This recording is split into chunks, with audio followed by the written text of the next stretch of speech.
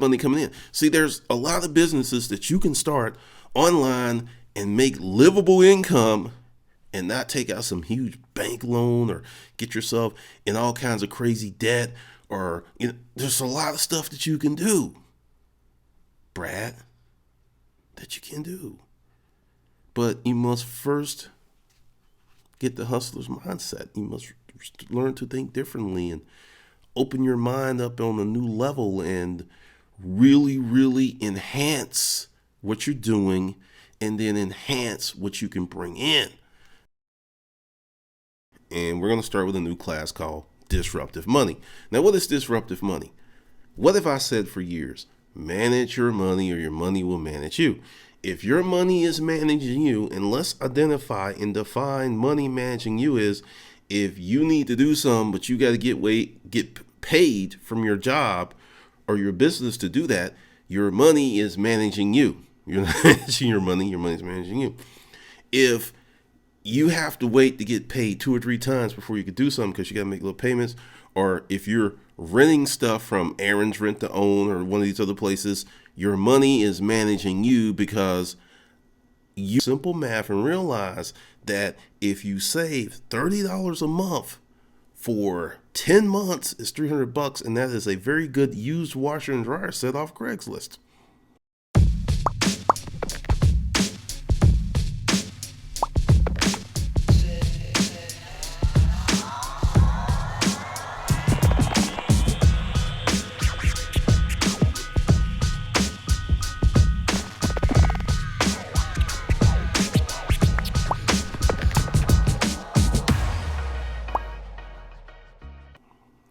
So if you're paying 30, 40, 50, I don't even know how much it is. It could even be $60 a month for a washer and dryer for all I know. Maybe more. If you saved for 3 months, maybe put away $500, $600, that's going to get you a very good washer and dryer set. I'm talking about with bells and whistles and tickles your nipples and stuff when it's done. It's like, come on in here, tickle, tickle, done. So if you're doing that stuff, renting TVs, your money's managing you. If you're going to the title pawn place and you've been there several times, your money is managing you. You're not managing your money. Now, I know this is going to sound really, really insane. It is not how much money you make. I know you're Glendon. If I only made more money. Dude, if you don't understand, I'm working 2 jobs. I'm working 3 jobs. There is this insipid song talking about I don't have enough money for rent, but I got just enough to get me in the club, so I'm going to go in there until my time is over. And I'm just sitting there like, what the hell is this stuff? And it's part of the culture that you should be happy before you should be responsible. That's the culture. Be happy before you're responsible. And then when you're unhappy because you were irresponsible, you should blame someone else. That's the culture, and that's the problem. So disruptive money is psychology techniques, mostly psychology, because once again, it is not how much money you make. If you make minimum wage, this disruptive money will improve your life in a matter of weeks and months. If you make $100,000, disruptive money will crank up your life very quickly, because one of the things, and this is something I talked about, and this is something that I've rejected, it's like the more money you make, the more money you spend. Who the fuck says you must do that? Can you point them out to me? Can you find these people, them, they? Who are these people? You, when you manage your money, do not spend more money when you make more money. Part of disruptive money is the proper allocation of resources that are there and bringing more resources to the fold. Because see, if once you manage these resources really well in the beginning, then you bring in new resources, you'll start to see the stack. You'll start to see accumulation. It'll be like snow coming down really quick. You'll be like, well, man, let's go out and build a snowman, or let's go out and build a cash man. Because once again, and I'm going to say this, and I will be very repetitive, it's not how much money you make. I live on a very small income. The money that comes in is ridiculously small because I don't have a lot of obligations. And see, one other thing with disruptive money, I'm going to talk to you about retirement in the way that no one else did. Well, you need 1.5 million. You need 2.8 million.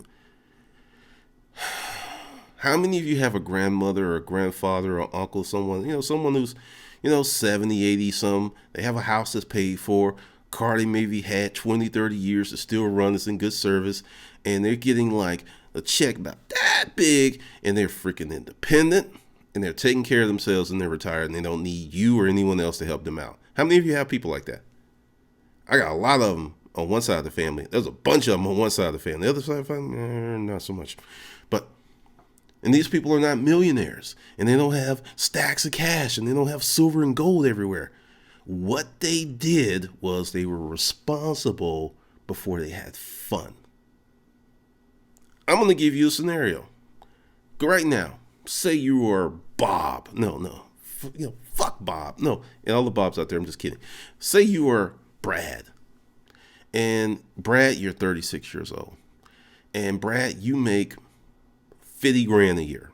You have a little education, you have a halfway decent job, and you're living like everyone else. You have the best car you can get with your 50 grand. You're living in the best place you can for your 50 grand. And at the end of the month, there's not a lot left over. You're putting money in your 401k, and, if you do anything extra, you either have to get an extra job, do Uber, sell some stuff on eBay to bring a little extra cash so you can go out and buy a steak dinner for you and your girl, or, take a trip, because your primary income is not enough. Now, in your mind, Brad, you're going, well, it's not enough money. Nope, that's not it. It's how you spend your money, Brad.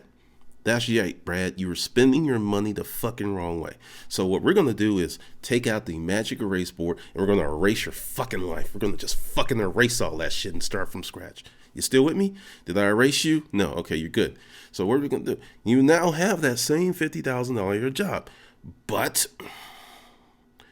you have a car that you pay cash for. So poof, that $300 to $800 car note is gone.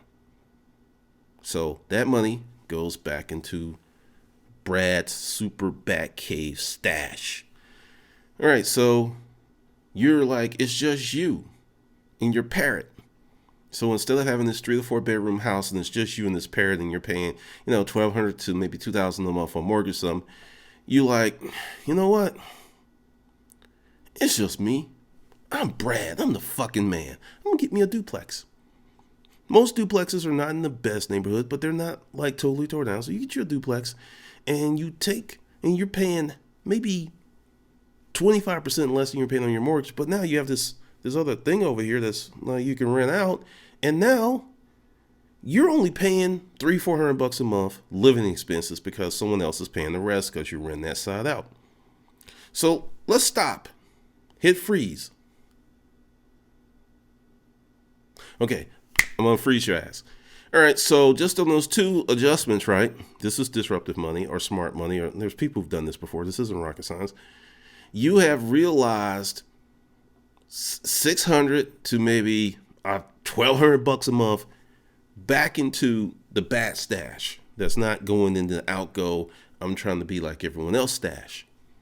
So now you've got like $1,200. Wait a minute.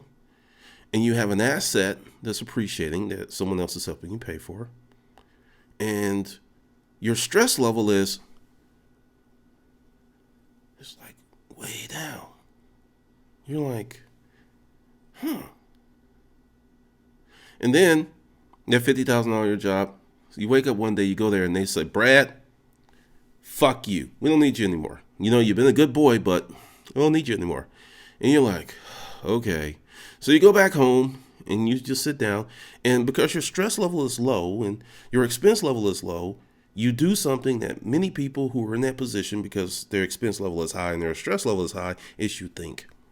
You're like, okay, well, but the renter is pretty good, and so I've got like a budgetary shortfall. I need to make like $500 to replace, my income, because that was your portion, electricity and stuff, because your car is paid for. So when you wake up in the morning, it's still going to be there because you don't have a car payment. So you got your car that's paid for, you don't have any debt, and you got someone over there paying half or more of your mortgage. So now you're like, whoa, wait a minute. You have, because the secret Batcave stash, You could live for months or maybe a few years and not actually work. It wouldn't be glorious, but it wouldn't be horrible. So you're still making the same 50. You're still doing that. And you are able to not just survive, but you can thrive. Because see, so, since you're Brad and now, you know the secret Hustler University, the Hustler Mindset Project handshake. Since, you're Brad and you know the Hustler Mindset Project handshake, you know all that shit, and you've been in there, you go out and you enhance that side gig that was only making you $50, $60 a month because you were taking your time and you were building it right because it was about disruptive money, managing what you have and bringing more in versus either saving as much as you can or, trying to bowl out and make all this money so you could just like, hey, I just blew $1,500 on a pair of shoes and then, mean shit because, next week I'm getting it back again, because I'm living like. No, you're not that fucking fool. You're Brad. You're the new and improved Brad. You've got a big ass D on your chest for fucking disruptive. So you're doing that and it's like, so you've had your business for 6 months or maybe a year or so. Then what you do is, since you now no longer have a job, you just like, well, I'll get up and I'll just really push hard on my business. And whoa, what do you know? In a matter of weeks, because it was already started, it was already vetted, it was already validated, you have replaced your $50,000 a year job with business income and you've cut your fucking work hours in half. That is disruptive money. See, what I realized a long freaking time ago, this chase to be a millionaire, this chase to be a billionaire is fruitless and stupid. If you create a product that serves millions, you'll become a billionaire. But if you simply go out there chasing billionaire status, boss status, just because you want to be a boss with nothing to fucking offer the world, then you are past boo-boo the fool. You're just damn stupid. And that's this dream and fallacy that many people are chasing. Like, once again, I'll tell you, I've lived off a very small amount of money, but all my furniture is paid for. TV's paid for. This iMac's paid for. The MacBook Pro's paid for. The iPhones, it's all paid for. So there's not this huge, hold on, 10, 9, 8. You don't even get to the full count because your checking account is a freaking lunch pad. Money doesn't even have time to sit on its ass and chill or smoke a cigarette or drink a cold one because as soon as it's in there, it's out of there just like that. And that's because your money is managing you versus you managing your money. So there's this new, well, it's not really new. It's something I've done with a few people, and I do a lot of times with a lot of business people because many folks don't have these accounts set up. But once you set these accounts up and once you follow this plan, you will see more money in your life, regardless of how much money you make. Also, something else I'm doing. The Facebook group is closed. And there's people in there, and they can do whatever the hell they want. So if you opt out of there, you can't come back. No, you can't add your friend. No, Boo Boo the dog can't come. No, it's closed. I'm going to open up a new group. It will not be on Facebook. It will be a paid group. Now, what will be in this paid group, Glendon? Good question, Brad. Glad you asked. It's going to be how to make money. It's going to be about digital disruption. And that's it. And it will be a private group, probably $10-$20 a month. Because one of the things that I realized, and I've, for the folks in the Facebook group, because I told them I wasn't going to share any more stuff because I haven't posted any offers or anything in there because it's just a social group now. That's essentially what it is. That I've been testing them because, like I said, I'm not in town right now. And I went away and I didn't really post nothing this weekend. It was hanging a little different. Many people put out these products and then they come down in price later on.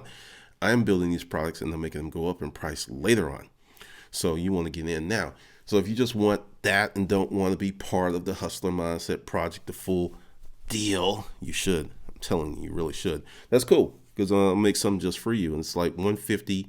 You get in, you have to pay nothing else ever again.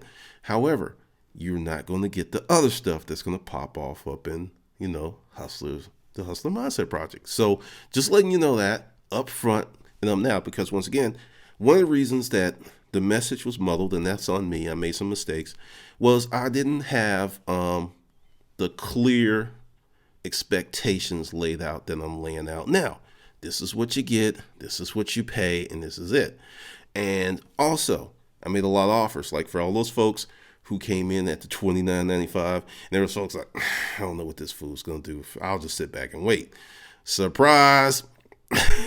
Please, and I mean seriously, don't send me any emails like you just found this or it was in your spam folder. I know I look like this, but I'm really not like that. I understand that you want to get that deal and you missed out, and boo-hoo, it's fucking too late. Once again, I am the guy that will tell you the truth. I do these videos, I do this stuff to make money. I'm not your friend, I'm not your girlfriend, I'm not your boyfriend, I'm none of this stuff. And sometimes I meet people who become cool and we get real cool, but the primary focus here is to provide a service and a product that helps people. That's the primary focus.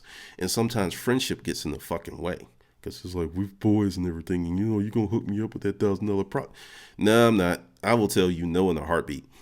But essentially, that's what it's going to be. And as I expand the concept, and let me go ahead and just say this disruptive circus is just one aspect of the Hustler Mindset Project. Then there is the digital pimping. That's going to be another part of the Hustler Mindset Project, and that's going to be it's going to come under the umbrella. Let me be really clear. It's going to come under the umbrella, and it's really going to be for the folks who pay the most. Let's just say it that way. Because I just kind of open that up because essentially I'm going to break off modules. If you just want disruptive money, disruptive economy, disruptive wealth, disruptive man, boom, you can just have that. And that's all you get. That's it. That's all you get. And then if you want more, you pay more. And I'm doing that because essentially I have been able to fashion, and once again, I don't make like crazy money like you hear all these other folks like, I'm doing 50, 60, 70, 80. I don't do that per month. I don't do that. But this is what I am doing. I make enough to keep myself out the matrix. I don't deal with traffic. Pretty much once I get my core work done, I'm free to do as I please. I believe that time that is unencumbered, that you get to do whatever the hell you want, is one of the greatest sources of wealth there is. And I have that. And one of the reasons I make it like that, because it's very important to me that I get up and I chart my day and I do what I want to do and hang out with what I want to hang out with and plan my life on my terms versus being led around the matrix like, you must work with these people you hate. You must work with these people who hate you. You must make nice with these folks who would probably slit your throat if they could. You know how stressful that is? And, I have a history of ulcers. I had 4 bleeding ulcers, bled out, upper GI bleed, and woke up in the emergency room. And if I wasn't with someone, I'd probably be dead. That's reality. So I am very, very aware of keeping my stress level down. And that's why that's why I'm real blunt. Because see, when I say fuck you or you don't like it, kiss my ass, that is it reduces so much stress. I mean, it's just like, because I'm not going to allow my thoughts of you to harbor in me and pollute me or poison me or do whatever when I could just simply say, fuck you, get it out and give it to you because you deserve it. And we could just go on about life and everyone be happy. Well, I'll be happy because I'm not stressed out. So that's going to be part of the disruptive man because essentially I've come across a lot of information, a lot of stuff I've been watching and reading. And this was really an accident because the second time I got sick was when I was in the hospital for the week.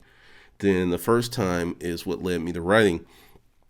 And I've noticed that other than a cold, that's about all I get because I manage my health, so to speak. And I'm going to keep it that way. And that's something that I'm going to teach you how to do because once you reprogram yourself and get out of this, I got to get all of this money and I got to do all this other stuff because most of that is ego. Most of it is ego. And it can keep you poor in one aspect of your life. I mean, your ego can drive you to build empires and build all this stuff. But at the end of the day, how much time do you have? Are you able to lay in bed for an hour in the morning before you get up thinking about, when am I going to do that? Can you do that? I mean, if your life is so structured that, bam, you got to get up and do this. Bam, you got to do this. You got to do this. You got to do this. You got to do this. The stress. And I have a video up here, like, making fun of people who are going, thank God it's Friday. And part of that is my insensitivity, because I haven't had to deal with that shit in like 15 years, that I forgot what it's like to work all fucking week. No time for yourself. Taking 5-minute showers, running out the door, leaving one job to go to another job. Then when you finally get a day and a half, because it's not a full 2 days off, because Sunday's a work night, you just exhale and lose your mind and get drunk and just like, oh God, it's Friday. Ooh, I can sleep in. That's a horrible fucking way to live, in my opinion. Once again, that's just my opinion. That's a fucking horrible way to live. That you are working 5.5 days to have 1.5 days to yourself. Do you really think this shit was set up like that? Now, part of changing that is disruptive money. Because let's go ahead and parse it out and put it together. Number one, a lot of the things that you do to earn money. Nothing wrong with that. The problem is the motivation and the psychological signals that are you doing certain things. Like, I'm not bragging, but when I put on the suit, people are freaking shocked because I look like the man. And I don't wear suits and stuff because most of the people I associate with know I'm an internet dude. And I proudly announced that. I'm an internet dude, and I'm glad Atlanta and it's just getting bigger, and other places I'm looking at moving to. That's cool, because I actually thought about moving to Austin, Texas. And, when you say you're an internet dude in San Francisco, Austin, Texas, people are like, oh, okay. You say it in certain parts of the South, I'm in that dude. So what you mean, tell me, boys, you still don't have no fucking job, huh? Fucking sorry. Or a criminal. I mean, those are the attitudes of people who have not expanded their consciousness, their mindset, nor their intellectual assets. They're just like, this is where I'm at. This is where I'm going to stay. It was good enough for my grandfather. It's good enough for me. It's going to be good enough for my son. He better not try to ever fucking grow, or I kill his ass. I mean, you got people like that because they're afraid that they're going to get left behind. They're afraid that bad things are going to happen. And typically when someone becomes to a new level of consciousness, people do get left behind because you no longer can relate. You can be friendly, but you can no longer relate. So until everyone raises their intellectual game, you're going to have these problems. And it's very, very bad. And I was reading this article about something that was happening in Japan, and I didn't know this. And I lived in Japan, but I never knew. Actually, I did know this, but I didn't have the proper context, because it's like, these things, but you don't pay attention to it. So many men in Japan between the ages of 25 and 35 were adopted. And I'm like, what are you talking about, G? Well, essentially, the Japanese culture, because someone posted an article about how some companies in Japanese culture have been in business 1,000 years. And essentially, there was a great deal of subsidization going on. But if a father realized that his son wasn't of enough business snuff to run the business, he would outsource. He would find some dude and say, oh, you'll marry my daughter and you get company. I mean, seriously, conversation went just like that. So dude would come in, get adopted, marry the daughter, and then they would pass the company on to him. Now, what's really interesting is a lot of these adopted sons outperform the legacy sons, which shows you outsourcing works. It works, right? And I looked at that, and essentially, it's just really, really funny when you get to the point where you're looking at people from a standpoint of actual accomplishment versus legacy and entitlement. And that's another thing that really messes people up with their money. Many people feel that, okay, going back to that insipid song, I haven't paid my bills, I haven't done this, but you know what? I deserve to go on a vacation. Oh, I haven't worked for 2 years and I got a job, but I feel the need to go on a vacation. You know, people are going to argue with me and be mad. I don't really give a fuck. But if your ass hasn't worked for 2 years or 3 years or been productive, you don't need a fucking vacation. You need to get busy. And that's part of the with disruptive money, because I had to talk someone out of it. Dude was set up, it's just like, things started getting good. And I said, okay, you are about to start spending money. For the last 4 years, you've been living on hardly fucking nothing. If you follow my advice, you will be paid in ways you can't imagine. And, I was just like, he was like that horse, right? And, you just had to like put the stun gun on him. Because he was just like, I want to go. I'm like, dude, calm the fuck down. So Brad, we'll name him Brad. Everyone's fucking Brad today. And Brad listened to me, right? And he calmed down and he followed my plan. And then he got hurt maybe 2 years later. But because Brad had money, it was more of a unfortunate event versus a financial fucking tragedy. So this is the thing. And, I say this to you, Brad. Brad to be, Brad the second, Brad the third, Brad the fucking 10th, right? Essentially, if you go through this program and you learn these steps, you'll always have money. You'll always have cash flow. You'll always have a little somewhere. And you'll never be what I call flat ass broke again, which is scary. I remember I was dating this chick, and her 50-some-year-old uncle from another state called her for $20 fucking dollars. I am not bullshitting you. He called her I heard the message, because he left a message on their answering machine. She was one of the few people I knew with a home phone and a cell phone. Dude was begging for $20. $20. I would cut my fucking throat before I beg someone for $20. $20. That's fucking disgusting to beg someone for $20. And he was a career system abuser, or I guess still is, I don't know.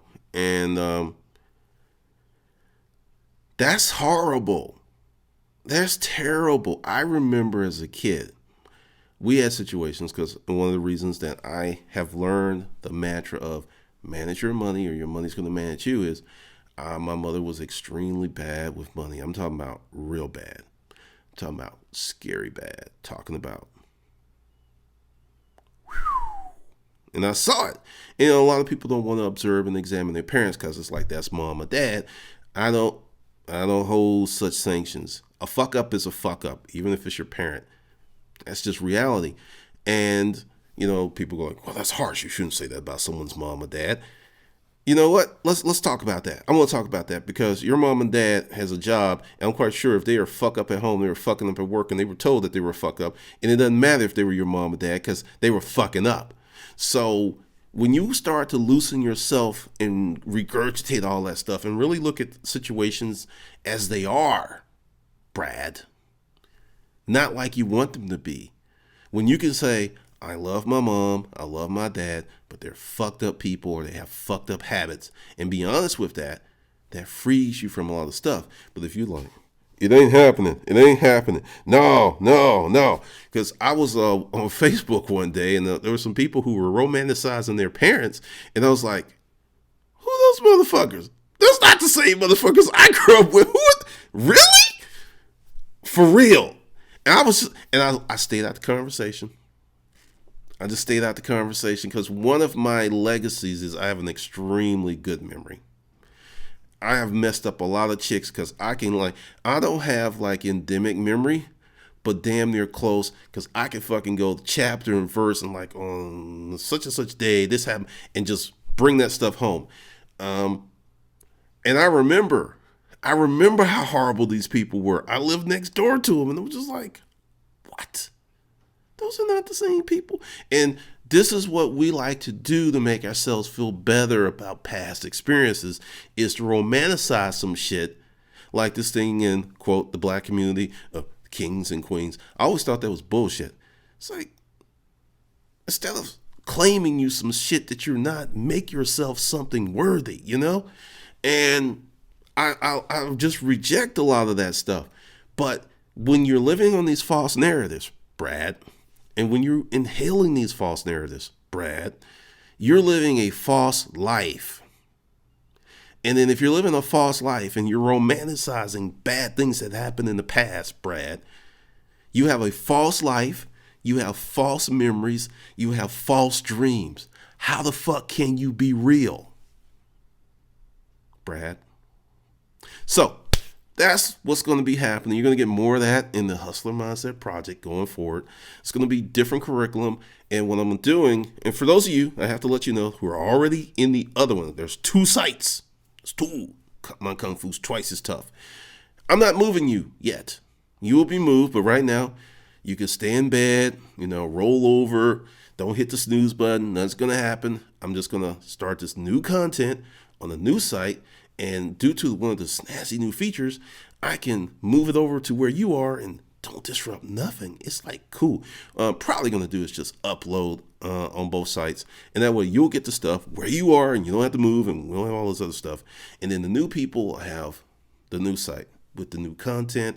And the first class is disruptive money. We're going to talk about some stuff. I'm going to tell you what I do. I'm going to tell you about some secrets, some tricks, because I moved back the credit thing because, once again, bad credit typically outside of calamity or someone getting sick or, you just get fired and you can't find a job for 18 months.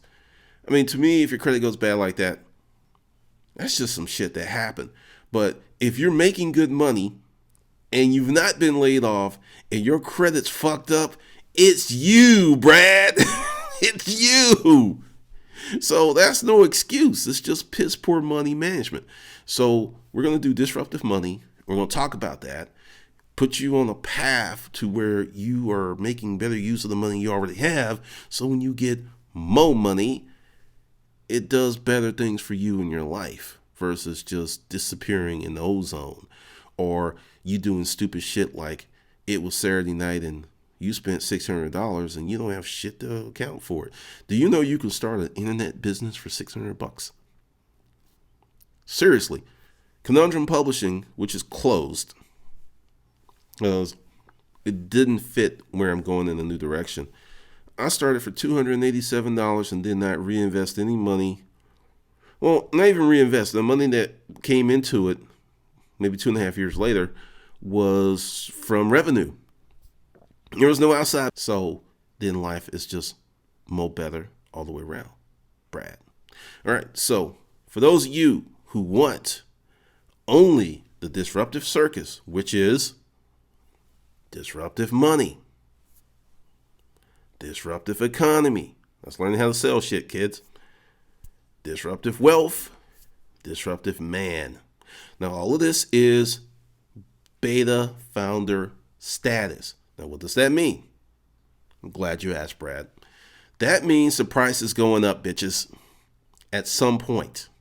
So do not, and it's going to sound very anti-customer friendly, don't email me 2 weeks from now like, if the price changes. I don't see it changing. It could. It just depends on what happens. And like, hey, well, can I still get... No, you can't. No, Brad. Just think of me as that super hot chick with the double D's, the 22-inch waist and the legs that go on for days. And no, you're not fucking. No, it ain't happening. Because I like girls. Sorry, Brad.